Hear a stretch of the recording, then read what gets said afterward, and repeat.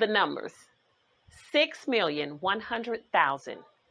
The number of Americans who cannot vote because of a felony disenfranchisement.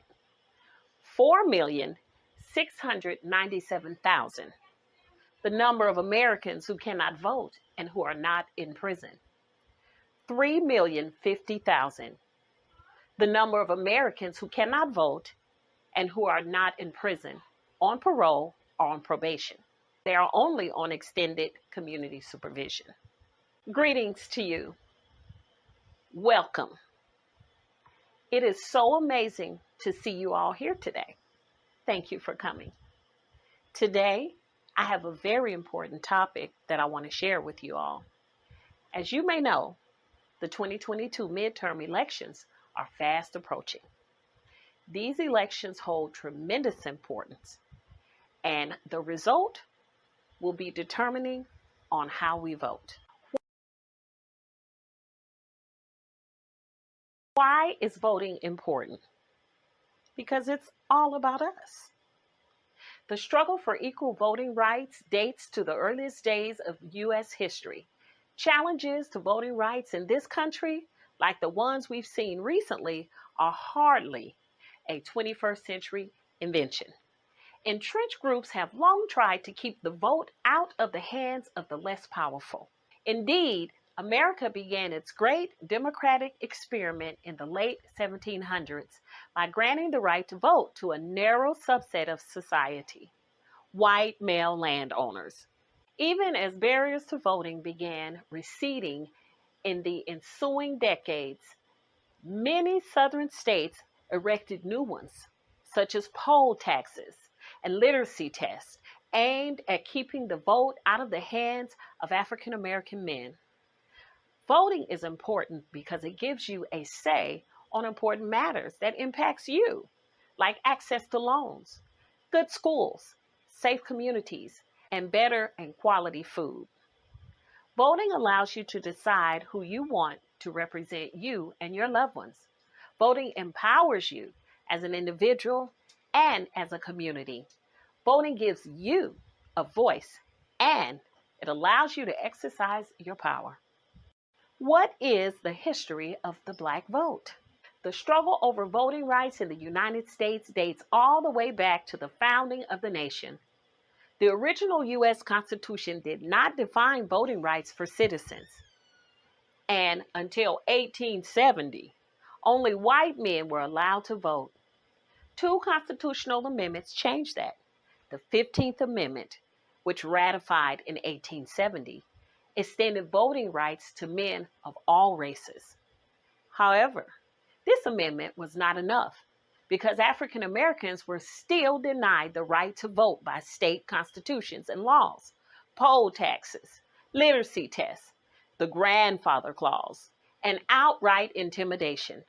The 24th Amendment, ratified in 1964, partly addressed this injustice by prohibiting the use of poll taxes in federal elections. In addition to these constitutional amendments, the Voting Rights Act of 1965 secured voting rights for adult citizens of all races and genders in the form of federal laws that enforced the amendments.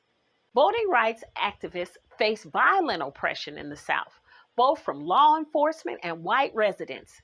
Many freedmen, summer activists, were arrested by local police officers. Some were beaten, and three young men, James Chaney of Mississippi, and Michael Schooner and Andrew Goodman of New York City, were killed in June of 1964 by the Ku Klux Klan. In addition, dozens of homes, businesses, and churches were destroyed. Voting rights activists also challenged the Democratic Party in Mississippi when Fannie Lou Hamer, Bob Moses, and Ella Baker founded the Mississippi Freedmen Democratic Party, also known as MFDP, in 1964. National media coverage of MFDP delegates' testimony and of the racial violence at Mississippi and Alabama, along with pressure by civil rights groups, led to Congress passing the Civil Rights Act of 1964, which prohibited the unequal application of voting laws. and the Voting Rights Act. The Voting Rights Act has been amended and renewed several times since 1965 and has been tested in over 20 U.S. Supreme Court cases. So our fight continues. How do you choose a candidate that represents your values? Criteria to judge a candidate. Candidates can be judged in two ways: the positions they take on issues and the leadership qualities and experience they would bring to the office. Both are important. Your first step is to decide which issues you care about and the qualities that you want to see exemplified in a leader. See through the images. Slogans, name recognition, and personality are often all that come through in campaign materials. 30 to 90-second prepackaged media messages, photo opportunities on news shows, political flyers, and mass mailings. Slogans such as "Come Home America," "The New Frontier," and "The Great Society" have always been used by candidates to project a certain image or create a political climate. The quickening pace of American living and our dependence on the mass media have greatly changed the way we get our political information. Style, far more than substance, weighs in heavily on today's campaigns. A political campaign today is often an image campaign. Gather information about the candidate. There are a variety of sources where you can find information, including campaign websites and social media, campaign literature, direct mail letters sent to target voters asking for support and funds, press releases, radio and television ads, and candidates' speeches. Campaign websites and social media. Almost all candidates now have websites, and many are on social media, such as Facebook and Twitter, because these are the most direct ways to engage with voters searching for information. You should find the most comprehensive list of positions on these sites, knowing that this is the information put forward by candidates. View the material as the main sales pitch that the candidate will use. Is it a positive or negative message? Does the candidate provide their background and experience for voters to evaluate? Are there explanations about why a candidate supports a particular viewpoint? Is the information comprehensive and based on facts? Television and radio are also sources, and commercials. When you see or hear a paid political ad, ask yourself some questions. What did you learn about the candidate from the ad? Did you find anything about issues or qualifications? Or was the ad designed to affect your feelings and attitudes about a candidate? How important was the music, the setting, the script? Was the ad designed to appeal to women, minorities, older voters, single issue groups? Also, direct mail is a way. Candidates still use direct mail to solicit funds or votes, especially towards the end of an election season. It is now easy to send personalized appeals to selected groups of voters. Candidates can send one message to members of women's groups, for example, and another to members of veteran organizations. However, if you are aware that you must read between the lines to get the full story, the direct mail letter can help you understand the candidate's stance. Pamphlets and flyers. Read it critically. Does it tell you more about the candidate's devotion to family than about qualifications or stance on an issue? Be on the lookout for accusations or other statements about opponents, especially if made so close to the election day that they can't be answered or denied. And also, this gets us every time, emotional appeals. Listen to a candidate's appeals and arguments, then decide if they're targeted to your emotions alone. Is the candidate trying to make you mad enough to accept certain arguments without questioning them? Maybe a poverty-stricken childhood should get your sympathy, but it shouldn't get your vote. Look for the facts. Don't be swayed or carried away by political bombast. Learn to spot manipulative techniques. Recognize distortion tactics, such as name calling.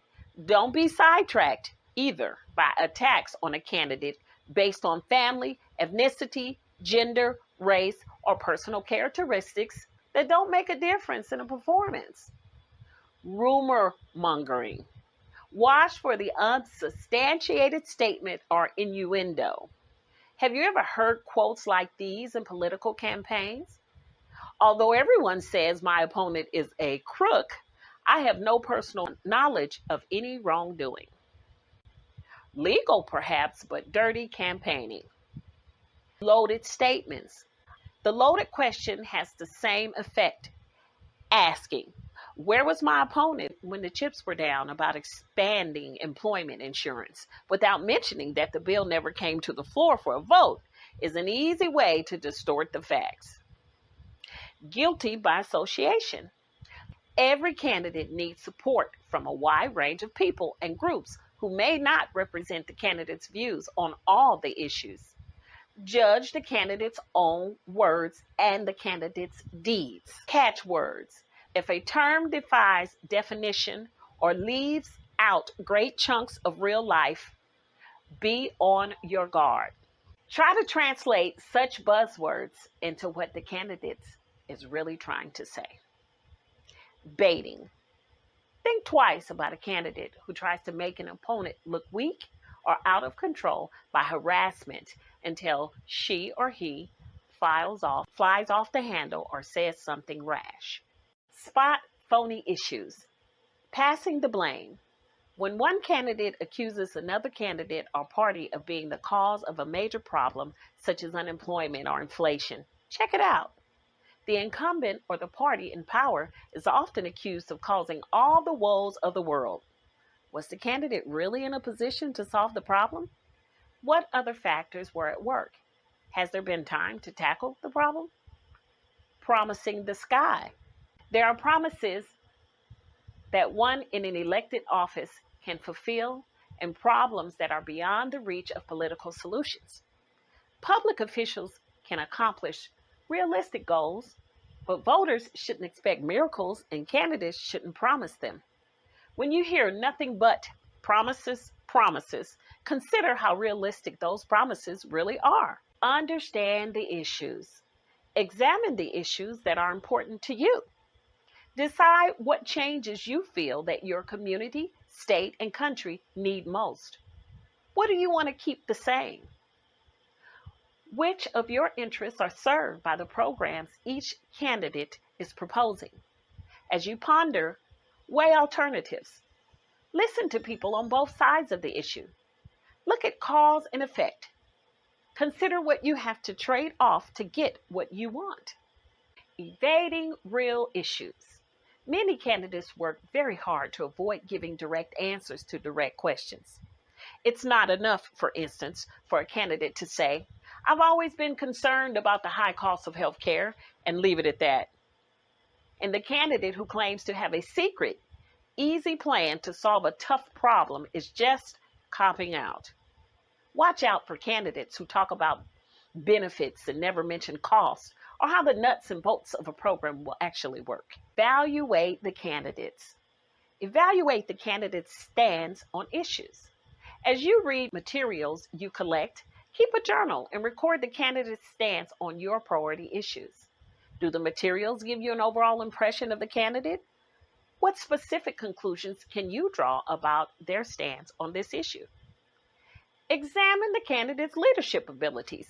Deciding if a candidate will be a good leader is difficult. How can you know if someone will be honest, open, and able to act under pressure if elected to office? Here are some ways to read between the lines. Look at the candidate's background and experience. How well prepared are they for the job? Watch the candidates in action. Do they accept speaking engagements or participate in debates before diverse groups, even groups that may not be sympathetic? Read the campaign material carefully to find any insights into the candidates' personalities. Do they emphasize issues or just image? Is it accurate? Learn how other people view the candidates. The opinions of others can help clarify your own views. But remember, you may be the most careful observer of all. Seek the opinions of others in your community who keep track of political campaigns. Interview 3 people, not family members, to find out who they support and why. Learn what has shaped their opinions. Was it an idea or program proposed by the candidate? A particular issue or party about which they feel strongly. Learn about endorsements. This is a way for interest groups and organizations to give a stamp of approval and provide voters with clues to the issues a candidate supports. For instance, a candidate endorsed by the Sierra Club, an environmental organization, will be in favor of legislation that protects our earth. You can get a list of endorsements from campaign headquarters. And finally, find out where the candidates where their funding comes from. How to be a smart poll watcher. Throughout the campaign, opinion polls will be taken by a variety of groups to evaluate public support for the different candidates. Polls reveal who is leading at a certain point in the race. As you read the polls, ask yourself these questions. Who sponsored this poll? Were all the figures released? When parties and candidates pay for polls, they may only release favorable data. And what kinds of questions were asked in the poll? Were the respondents selected randomly? How many people were included in the polling? And are these people likely to vote? Rate the debate. You should enjoy watching a televised debate because you are so well prepared to understand the questions and answers and to evaluate the candidate's performance before the event. Get some background on the debate sponsor and follow any candidates over the debate itself. Rate the debate format. A good format should be interesting and fair, should provide information about the candidates and issues, and should help you judge the candidate's leadership abilities. Does it hold your interest? Does it allow the differences between the candidates to surface? Does it make it easy for the candidates to discuss the issues and respond to opponents? Rate the moderator or panelist. Is the moderator in control of the debate? Does the moderator or any of the panelists talk too much? Are the questions fair and equally tough on all the candidates? Are the questions clear? Is there enough information so that viewers understand the meaning of the answers? Are the follow-up questions used to pin down the candidates? Do the questions cover all the important issues? Rate the candidates. As you watch, be aware of your reactions both to the substance of the candidate's remarks and the visual images that are conveyed. They can be powerful. Clearly, the power of images can cause voters to overlook what is being said. Are you influenced by the age, sex, clothes, or physical characteristics of the candidates? Who appeared more relaxed, more sincere, more confident? Who uses television better by looking directly at you? Sort it all out. Review the information you have collected and ask yourself these final questions. I know that was a lot, but these are very important things that we all need to know to make really good decisions about which candidates to support. You want to know which candidates' views on the issues do you agree with the most. You want to know who ran the fairest campaign. You want to know which candidate demonstrated the most knowledge of the issues. And you also want to know which candidate has the leadership qualities that you are looking for. And is the choice clear? Then pick a candidate. Out of all of that, I urge you to do something. Back the candidate you believe in. Talk to others about your candidate. Be a letter writer. Tell candidates, newspapers, and party leaders how you feel about the issues or the campaign. volunteer to work on a campaign. When you turn 18, register to vote. And then on election day, vote. You must register to vote. Vote. It's in your best interest. At the polls. In general, polls in municipal, states, and national elections are open in Dallas between 7 a.m. to 8 p.m. The hours may vary for local elections. Sample ballots and instructions are posted at the polls on election day as well. When you enter the polling place, give your address and name to the election official at the check-in table. If you need help, ask an election official at the check-in table. One vote makes the difference. In 1960, John F. Kennedy won the presidential election by a margin of less than 1 vote per precinct. In 1968, Richard Nixon won the presidency by a margin of fewer than 3 votes per precinct. And in 1996, Ron Wyden on election to the U.S. Senate to replace Senator Robert Packwood by 1 percentage of 1 point. Democracy truly works only when people exercise their right to participate in the electoral process.